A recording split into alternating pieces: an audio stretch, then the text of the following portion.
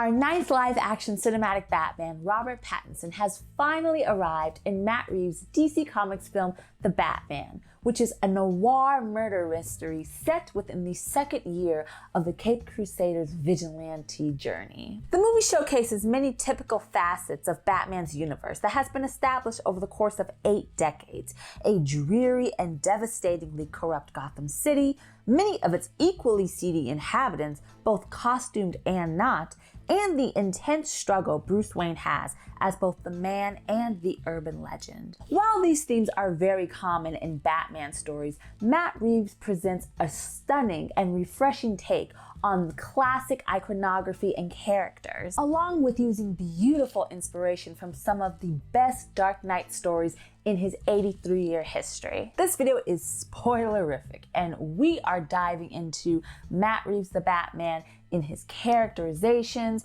the storyline, the visuals, the score, the theme, all showcasing that Matt Reeves' The Batman is quite literally one of the most Batman films ever created. But before we dive into much more vengeance, why don't you subscribe to this channel and become part of this wonderful Gothamite community? Before we talk about the characters, we have to discuss the enveloping woe that is Gotham City in this film. Gotham City, no matter the media, is a trash place. From the dismal weather to the rampant crime and corruption, Gotham is such a dangerous city that I honestly don't believe people should be living in, but that is a discussion for a whole nother video. The depiction of Gotham City in The Batman was spot on in terms of accuracy in depicting Batman's home, especially looking at comics and other television and film media. Just looking at the weather, it is always raining or heavily overcast because Gotham is bleak and practically devastating. Why would sun exist anywhere? It is never sunny in Gotham. If that isn't merch. One of the first pieces of dialogue that we get in the film is from the news discussing how crime is at an all-time high and drugs are just everywhere, becoming a more dominant problem in the street. Which is all very accurate because good things do not happen in Gotham. God does not go to Gotham. God avoids Gotham because it is just such a mess. The visuals of Gotham are nearly perfect. The industrial skyline with buildings seemingly on top of one another almost give it an uncomfortable, claustrophobic feel at times, which is a fantastic perspective to give on this dark metropolis. Similar to Todd Phillips' 2019 DC film Joker, Gotham seems very desolate and always rainy and run down, even though there are Gothamites roaming the streets and cars driving on the rainy roads, but you still feel a type of isolation within this huge metropolis. And all of these characterizations of Gotham were brilliantly showcased in the film and matched perfectly with the inhabitants of the city itself. Now, if we look at the Batman himself, simply put, I am now a Pattinson fan. I absolutely loved Robert Pattinson's take on the Batman. Every part of the Batman persona truly captured the mantle that we have seen since 1939 in DC Comics. And it was truly explored, which you can see in the very impressive attention to detail within the Caped Crusaders universe. This version of Batman is in year 2 of his crusade of being the vigilante of Gotham City. And in the beginning of the film, Batman even defines himself as a nocturnal animal that chooses his targets carefully. There is so much crime in Gotham, Batman himself can't get all of the muggings and the robberies and the drug deals that happen all in one single night, which is why James Gordon established the bat signal to shine in the sky, which, as he says in the film, is a warning to the criminals that are out there doing wrong in these streets. But when Batman does pick his targets to go after, he does it with an almost animalistic aggression, which is actually perfect for year 2 Batman because he is still honing his skills as the Dark Avenger. And in his fighting, which is wonderful, by the way, I loved all the fight scene. It was very reminiscent of Batman Arkham, the video game, the way that he was fighting the multiple thugs at once. But if you look at it, his fighting really doesn't have any true direction, almost no logic in it. it is just very unhinged and wild. But that fits Batman because Batman is very unhinged. And along with him being wild and raging really on these streets, he's also very clumsy, which I loved to see so much in this movie. Because year 2 Batman should be just like this. He should be clumsy. For example, when he stands atop the GCPD roof to escape, to try to run away from the cops that are trying to apprehend him, and James Gordon helps him get out there, which I love that scene because James Gordon's like, okay, you gotta punch me. And at first he's like, okay, I'm ready for it, you know? And then he starts talking to Batman and then he goes, wham! But when he's atop the gargoyle, once he looks down, he almost is scared because he sees how far the fall is before he glides off into the distance. Or another example is in the climactic battle scene when Batman is fighting the multiple Riddler stands, as I call them. Literally 2 of them are able to punch him and almost knock him out and drag him by his cape. And really that entire ending battle, when it's the flood and it's the multiple Riddlers, he is so just all over the place. And in these and other moments, you can see that Batman is a novice to crime fighting, which is why he is quite flawed. But no matter the clumsiness, this Batman is an effective physical force nonetheless. And Batman being this physical force really was illuminated when Batman would emerge from the shadows. There are many scenes in this film where it is just pitch black darkness, and then you see Batman's very faint silhouette emerging. But the Batman's use of shadows, which brings fear into the hearts of criminals, is exactly how Batman should be. He should be terrifying, which is why the signal is a warning that this fearful person is coming to get you. But it reminded me of books from Kelly Jones' incredible horror genre arc, to even other stories such as Lee Bermejo's Batman Damned, which is actually one of the inspirations for the movie that Pattinson himself even mentioned and said that he read while preparing for the role. One thing I can say about Batman is that this Dark Knight is a true detective through and through, and you could see that throughout the film, and it was just gorgeous. But one of my favorite scenes that does show that Batman is a detective is when they are in the Riddler's apartment, and the GCPD, Batman, James Gordon are all looking through the thousands of ciphers that the Riddler has in his journals. And Batman picks up one of the journals and starts thumbing through it. And one of the officers tells Gordon, hey, he can't touch that. That's evidence. And James Gordon just says, he has gloves on. I was like, I need this movie right now so I can watch it every day of my life, because oh my God, that is perfect.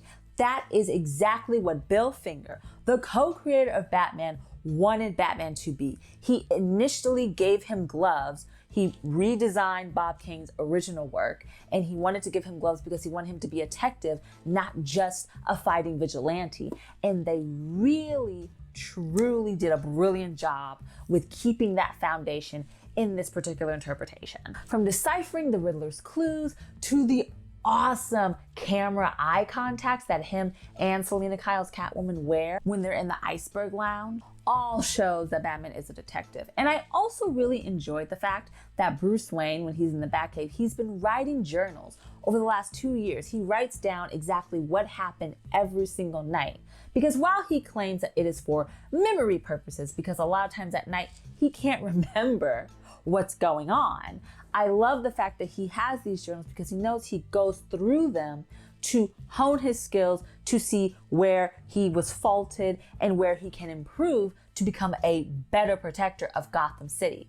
I absolutely loved that attention to detail and showing how serious Batman is about this crusade. But this rage-filled, rain-soaked, brilliant detective is clearly putting the cowl over everything else. Even his civilian guise of Bruce Wayne, which becomes rather complicated when he's discovering the Riddler's motives and master plan. I have always believed that to be an effective Batman, no matter the media, comics, film, television, video games, any of it, you have to be a great Bruce Wayne as well. You can't just have one or the other. they both need to showcase the struggle of the duality of having the man and the myth. And Robert Pattinson's kind of moody, you can say emo Batman showcases him to be a recluse that isn't really involved in the Wayne Enterprises business. And truly, he's really just focusing on the Batman mantle. I mean, Bruce truly lives in darkness.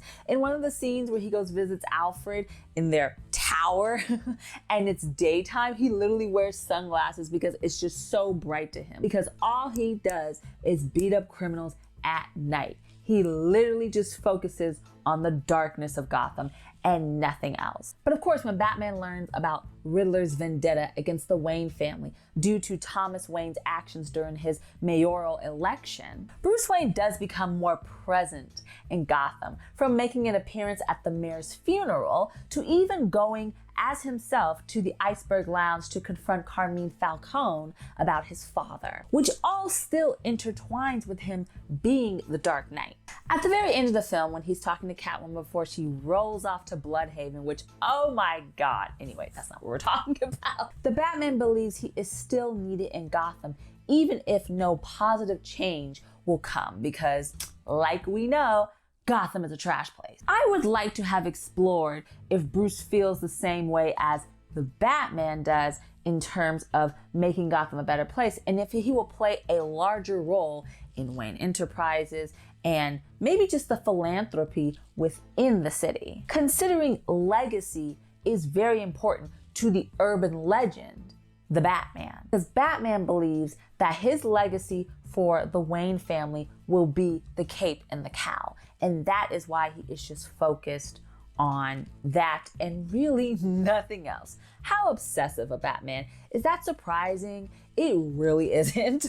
Robert Pattinson's Batman and Bruce Wayne personas were definitely an anchor within this opera of a film, but the scene-stealing supporting cast truly elevated the already stunning visuals and incredible score that adds to this great celebration of the Batman's universe. If we look at Alfred Pennyworth, I truly enjoyed Andy Serkis's interpretation of this butler and father figure to Bruce Wayne. It was fantastic to see Alfred helping Bruce try to crack the riddles and the ciphers sent by the Riddler in the Batcave, because that is very common in comics where Alfred is helping Batman or members of the Bat family solve mysteries and crime. The movie, although quite seldom, does showcase Bruce's struggle with accepting Alfred as a father figure. At one point in the movie when they're in the Batcave, he basically tells him, "You're not my father," which clearly hurt Alfred's feelings.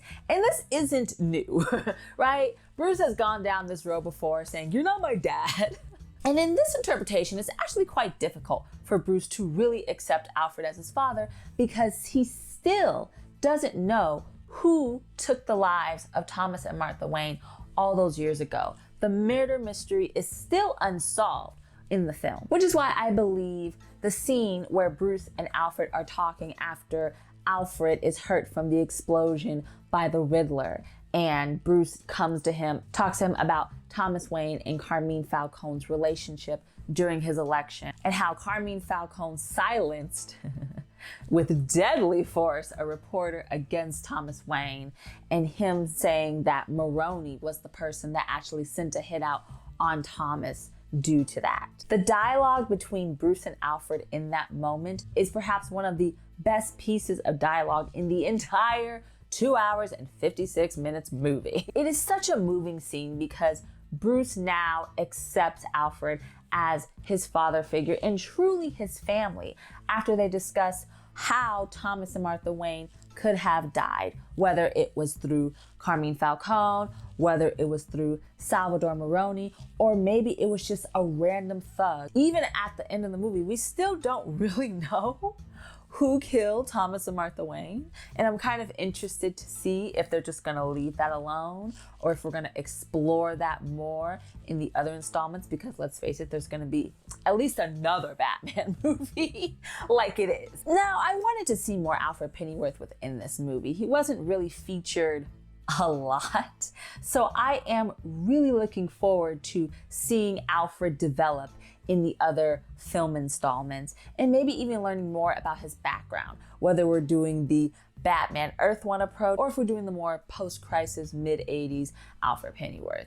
I'm excited to see more Alfred. I love Alfred, and Andy Serkis did a wonderful job in bringing to life this important character within the Batman's mythology. Oh, but let's talk about James Gordon. The dynamic duo of Jeffrey Wright's James Gordon and the Batman is literally one of the best interactions in the entire film because both of them are true, brilliant detectives, and when they work together, it is fire. I love how even after 2 years of Batman being on these streets and beating up these criminals, Gordon really instills trust in him, even when the other officers in the GCPD say that he's a freak and that he doesn't belong and that he's just like the people that they try to stop every day. And I love that James Gordon had Batman's back when he would go into crime scenes and the officers would object to his presence, whether it was observing the mayor after he was murdered by the Riddler or going into the Riddler's apartment after he was apprehended and put into Arkham Asylum. But the best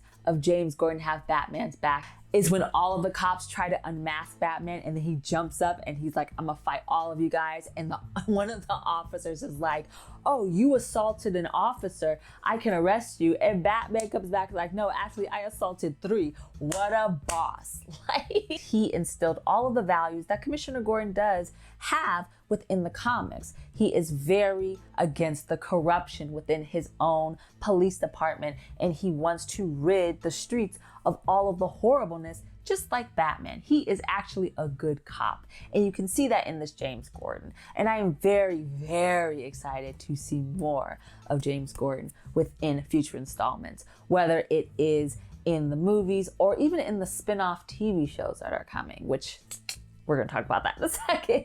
Now, Matt Reeves himself has said that the Batman film is more of an origin story for the villains in the film, and honestly, they were all quite brilliant. Now it's time to talk about Catwoman, because like Zoe Kravitz did such an incredible job as this femme fatale. This Selina Kyle was influenced by some fantastic Batman comics. Selina, looking for her friend Annika, is very reminiscent of the character Holly Robinson, who debuted in Frank Miller and Dave Mazzucchelli's 1987 arc Batman Year One as a baby prostitute, pretty much. And even when Batman is spying on Selina when she's in her apartment talking to Annika and she's changing from her other clothes to her cat suit, in the scene she's wearing a white sports bra and white underwear, and with her haircut, this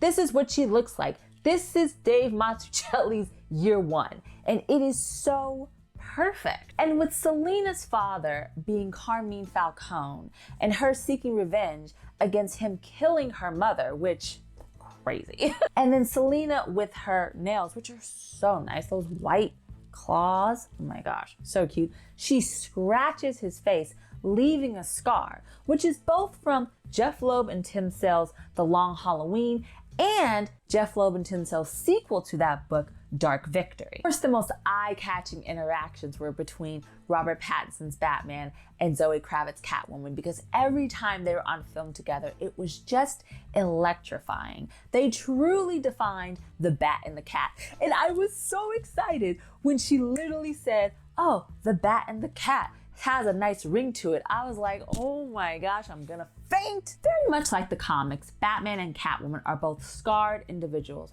with tragic pasts who understand that Gotham's nightlife is a fitting place for the Batman and the Catwoman to truly thrive. Visually looking at Catwoman, I loved her cat suit.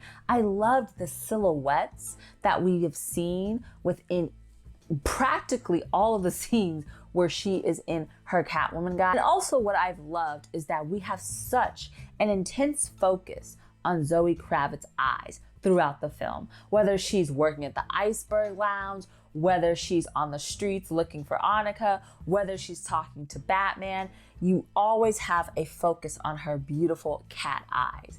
And I think that that is such a brilliant attention to detail, considering she always wears makeup that has a cat eye. I also love that, like in the comics, Catwoman is just down to kill. She's down to use a gun. She doesn't care. If they gotta go, they gotta go, which is how we really see Batman's no guns, no killing moral code.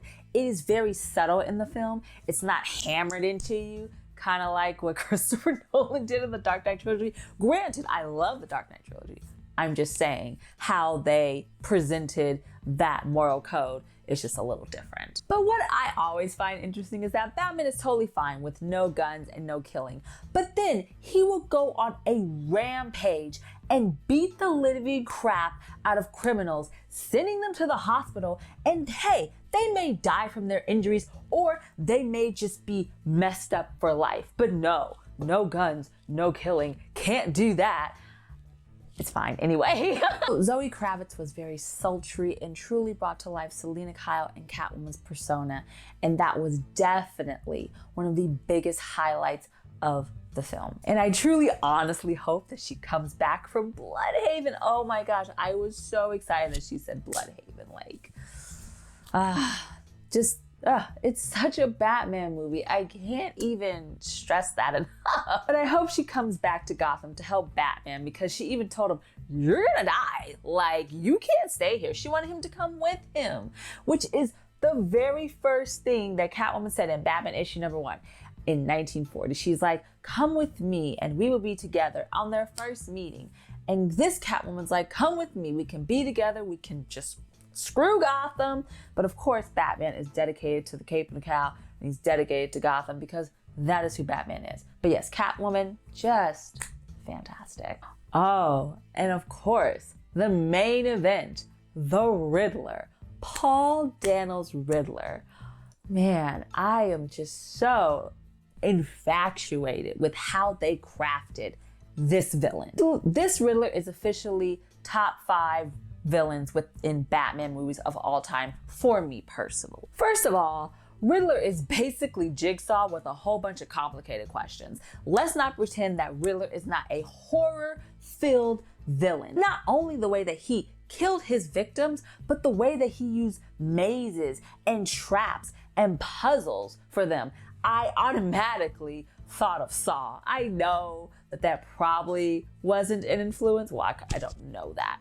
But that was the vibe I got. And even the music that's played as the Riddler is on screen is very intense, and it kind of leaves you on edge. While Saw's influence on the Riddler is questionable, the definite influence visually for the Riddler came from the real-life Zodiac serial killer. And I also love how Paul Dano went to the extreme of wrapping his entire body from head to toe in plastic because he believed that the Riddler committing these murders and leaving these clues didn't want to leave any fingerprints or any type of evidence that could trace it back to him. But then the real life consequence of doing that was that he was just very overheated. Lots of behind the scenes difficulties with that. But there were many influences that you could see between the Riddler and the Zodiac Killer, from the look of his costume to having thousands of ciphers to even going on the news, which the real life Zodiac Killer actually went on TV back in the 70s and said, hi, this is the Zodiac Killer, even though no one knew his true identity. And I am very appreciative of that influence because it is just a straight up horror movie in many points of the film. But speaking of Riddler going on TV, really TV in this point was social media. The fact that the Riddler uses social media platforms to not only tell Gothamites about the corruption that he's trying to expose, but he also got a following, like a cult following of stans who love him for what he's doing. And so much so that you see towards the end of the film, when after the bombs are detonated and Gotham is flooding, there are multiple Riddlers coming out and fighting in this fight against the Dark Knight and trying to basically tear Gotham to the ground. Like some of his videos were getting like 15 million views and things like that. And it's like, I just like the fact that they put that into the movie because it's very relatable to today. Granted, it's not relatable to him showing these crimes and whatnot on social media, but the fact that they're using these platforms to gain an audience and to gain attention to his plan.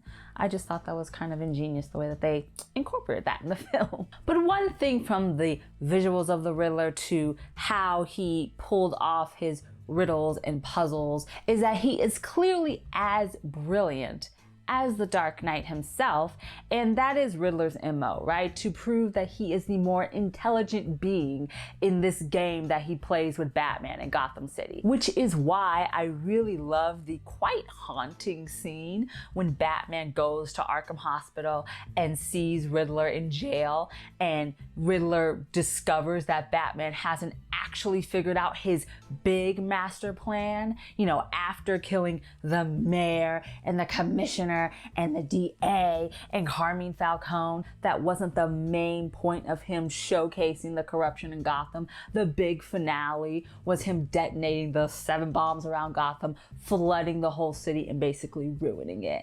And when Batman was like, "What have you done? What did you do?" And he's like yelling at him, and then Riddler starts singing in a very haunting way, Ave Maria. It was just like, oh, I loved it because he's like, I got you. I outsmarted you. You didn't figure it out. One thing that I really liked about Riddler's plan coming into fruition, like, of course, it's awful. He's a murderer and he's ruining the city, and he's basically the epitome of what Batman is trying to stop within this so far 2-year crusade, is that Riddler was successful. He was successful and Batman failed. And even while he was trying to save people from drowning in the flood or from being shot by the Riddlers, the multiple Riddlers, I appreciated the fact that Batman failed, because not only was that a learning experience for this year 2 Batman, but it does show that he has a lot of improvement to do within his own crusade, which you see throughout the film. Not only is that great to showcase Batman's evolution in his early years, but it also is great to show that Gotham City is just a dangerous and bad place. And honestly, can you really blame Riddler's motives? I mean, from being quite vengeful against Thomas Wayne and blaming him for the horribleness that he experienced when he was an orphan as a child, from wanting to expose the rampant corruption that is throughout the GCPD and the powerful figures in Gotham City, especially in the case of them stealing money from the charity fund that was supposed to go to said places like orphanages to help children like Paul Dano's Riddler. Speaking of orphans and names, one of the best Easter eggs that I saw attached to the Riddler was when they apprehended him at the diner and they wanted to check his ID and he had 2 different names. I was like, ah. Because they were both Edward Nashton and Patrick Parker, which are both 2 different aliases that Riddler has used in comics over the years. Of course, the most common one that people know, even if you're not fully into reading the comics, is Edward Nygma. But I'm just very glad they even used Patrick Parker. Like, how obscure. And while I love the original take on Riddler, of course the visuals were inspired by Zodiac Killer, but there wasn't a single comic in terms of the persona of the Riddler that was studied by Dano or read by Dano in preparing for the role, but a book that had clear inspiration to Riddler and his plot of flooding Gotham from Scott Snyder and Greg Capullo's arc Savage City, which is part of the larger arc Batman Zero Year, which follows Bruce Wayne in his early time as the Batman. But Riddler definitely helped bring that horror aspect to the film, to an already very dark, noir, bleak film. I thought the Riddler's role was quite masterful. I wasn't surprised that I enjoyed Colin Farrell's Penguin because Colin Farrell is an incredible actor. The hair and the makeup and all of it, the design of basically not being able to recognize Colin Farrell, that should get an award all by itself. The hair and makeup department, like, I applaud you.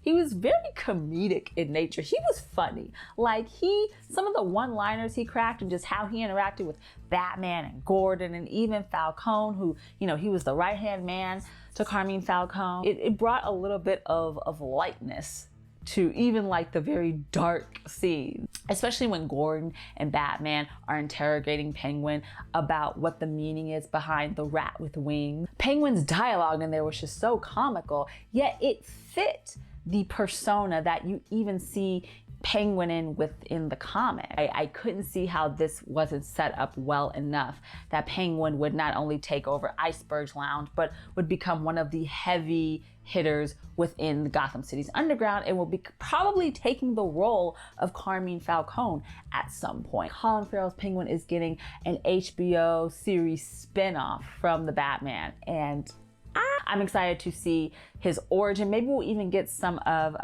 Falcone to probably show Penguin before the events of the Batman movie. So I'm excited to see more Penguin. I really enjoyed that Penguin. Will my favorite Penguin always be Danny DeVito? Probably. But yes, Colin Farrell's Penguin, outstanding. While the characters themselves really shaped how we envision this Gotham City and this Batman universe, there are other elements within the movie that obviously added to making this one of the most Batman films you will ever see. And one of those elements is, of course, the score. If you have not done yourself the service of listening to the Batman soundtrack, please do. From like beginning to end, it is so gorgeous. The first thing I saw were the titles of many of the songs. Like It's Raining Vengeance, Caller ID, Escaped Crusader. It is like pun for the whole family. But the songs throughout the movie did present the film noir aesthetic, especially when villains such as the Riddler were on scene, the very horror elements that you find throughout the movie. Like one of my favorites is Crossing the Feline because it just flows wonderfully with Catwoman's aesthetic. And moving in for the Gill is actually quite haunting, and it flows into that horror genre and it gives that intensity that I kind of mentioned with the Riddler before. Like you could hear compositions like that in psychological thrillers that has nothing to do with the cape and the cowl. So I believe the score is a huge part of why the film is so dynamic. And just quickly looking at the bat tech, oh, they fit wonderfully with this year 2 Batman. First of all, I really like the Batcave, right? It wasn't too extravagant. We didn't have the huge trophies yet because this is year 2. First of all, wait, when you see Batman rolling into the Batcave, he goes through an entrance outside to go into the cave, and it is literally the same as the Batcave exit and entrance in the Batman 1966 television series starring Adam West, which actually isn't surprising because Matt Reeves has said Adam West and that Batman series is his favorite Batman. So we already vibe with that. And you can even see that in Adam West and Robert Pattinson's cowls. The kind of rounded nose and even the kind of course, eyebrows aren't drawn onto Robert Pattinson's cowl, but just the shape of it is very reminiscent of Adam West. Those are just 2 radically differently toned Batmen. But as I said, every Batman is an interpretation of the mantle that has been around for 8 decades. I just love that they're bringing these very differently toned elements into this Batman to just showcase that Batman is Batman. Doesn't matter what kind of Batman. But anyway, going back to the Batcave, what I was very excited about, and I don't know why I was shocked to see them. That's the first thing you really focus on when you enter the Batcave for the first time in the beginning of the film, that there are bats floating around. Now, why was that so surprising for me to see? I don't know. For some reason, I thought we were doing like the Dark Knight Batcave, where it isn't really a Batcave. It's kind of like just a large space to put your Bat computer and your tech and your books and your Batmobile and all that, and it wasn't really a cave yet. Oh, but I do enjoy the Batsuit. I think it is stealth. I love the fact that the chest emblem are basically batarangs and that he used them a couple of times in the film, even clumsily so. And the taser, electric charge on the gauntlets. I love the boots. I loved the cowl. I love the material of the cowl. I love the shape. I loved the collar. The collar on the cape. Love the cape. I loved it. All came together. And you know what art that's very reminiscent of is actually Francesco Francavilla. And if you look at his work in Scott Snyder's book Batman, The Black Mirror, that follows Dick Grayson's Batman and Commissioner Gordon in that story, those visuals really, I think, were somewhat influenced by the Batman. What Francavilla art was the most, I think, you can see in the film is within the Batmobile, which I have a very lovely die-cast Batmobile that was sent to me by Jada Toys, and we actually collaborated in giving away one of these beautiful cars. Ha! Look at that. It lights up. But look at this very Dodge Challenger, very muscle car Batmobile. Because I didn't want to see a souped up, like perfect Batmobile with all the bells and whistles in it, because we're year 2.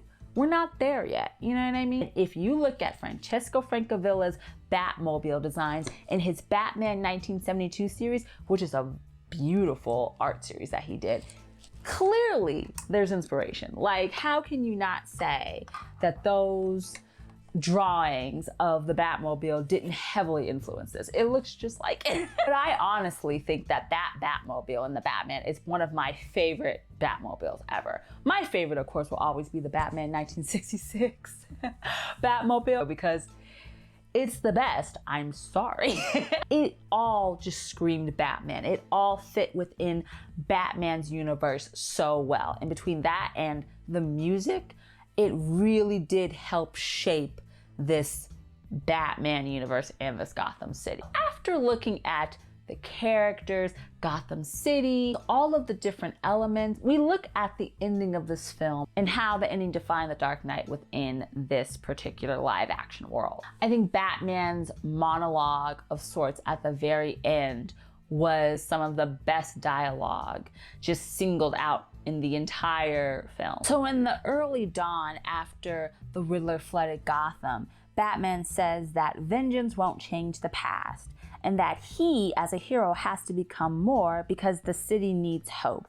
That Gotham City is angry and is scarred just like he is, and discusses how our scars can destroy us even after the physical wounds have healed, and that how these scars can transform us and give us the power to endure. We learn from the Batman that this particular interpretation of the Dark Knight sees himself as both this rage-filled vengeance, but also represents hope for the city that has molded him into becoming such a vengeful vigilante, which are ideals that you see beautifully in Darwin Cook's Batman Ego, which is one of my favorite Batman stories of all time. It's as if they pulled this struggle of Batman and Bruce Wayne straight from these pages. Seeing Batman as both vengeance and hope is one of the most perfect descriptions of the character itself.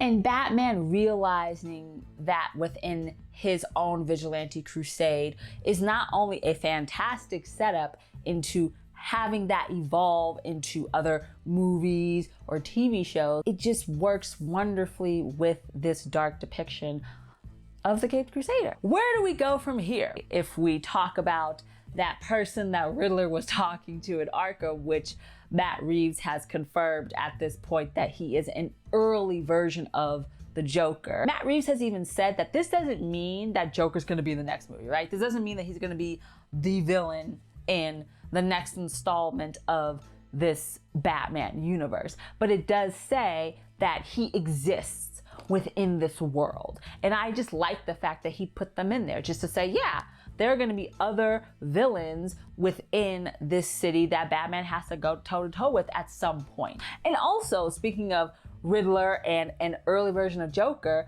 the moment I saw Joker in there, I'm like, so I'm gonna need the War of Jokes and Riddles by Tom King, right? Like, I would love to see that storyline because that's just such a good book. Other stories that we could definitely look at for future installments, I mean, first of all, if you haven't checked out the Riddler website and you can solve riddles and things like that, there are little hidden nuggets in there that not only show videos of Thomas Wayne's election, but also showcases a flash of Hush and giving a little nod to that could be the next exploration that we do within a villain, is the villain Hush that was first seen in Jeff Loeb and Jim Lee's early 2000s arc Batman Hush. Even when Riddler is talking to his audience, talking about Gotham's corruption, he uses the term hush money and hush several times over, and it kind of puts into the forefront of your mind like, okay, I can think that Batman Hush can somehow be in this universe. One that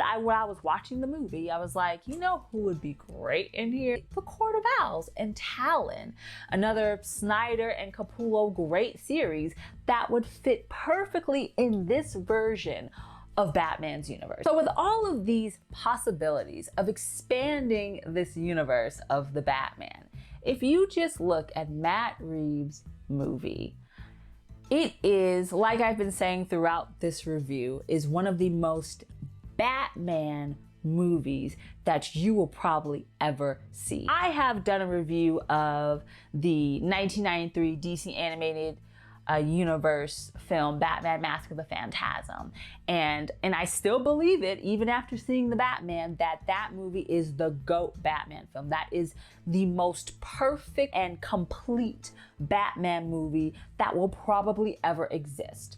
I don't believe anything is really perfect in terms of movies, right? There's always a flaw in something. Nothing is perfect in any type of media, but that is as close to perfection as you can get. If Mask of the Phantasm is Michael Jordan, I would say the Batman is Kobe. Like, he is up there in the GOAT conversation. The Batman is up there in the GOAT conversation. If Mask of the Phantasm is perfection, basically, the Batman is a close number 2 in that. It is really, truly one of the best Batman films ever made, whether live action or even in animation, and you know DC be killing it in DC animated movies. It is a solemn, visually stunning, action-packed, gripping tale of how the Batman is trying to not just protect his city from the constant upon constant dangers and threats in this dark metropolis,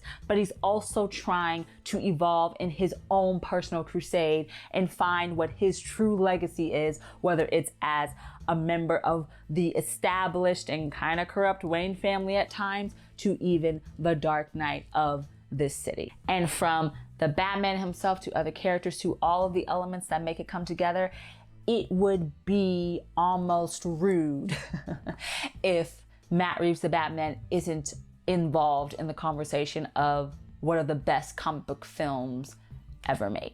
Thank you guys so much for watching this spoiler-filled review of Matt Reeves' The Batman, which is now in theaters. If you enjoyed this video, please give it a thumbs up. As always, all of my social media is linked in the description below, including Instagram at History of the Batman. So why don't you give it a follow and become a Gothamite? Thank you so much for supporting, whether it's Facebook, Instagram, Twitter.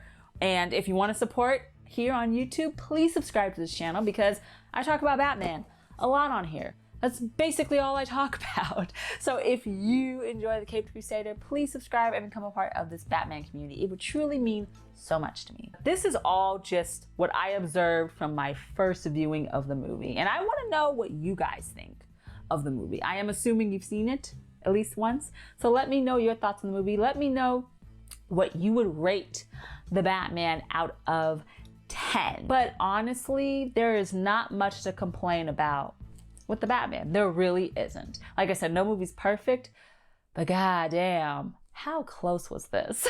Thank you guys so much for watching, and we will have much more History of Batman soon. And I'll probably do more The Batman videos once I see this movie another time maybe 2 more times. Might dive into some more things, talk about more Easter eggs that maybe I didn't mention in this video. I'm sure there's plenty of them there, but I definitely will be talking about the Batman and much more history of the Batman right here on YouTube. Thank you guys so much, and remember, it's all about peace, love, and Batman. Bye.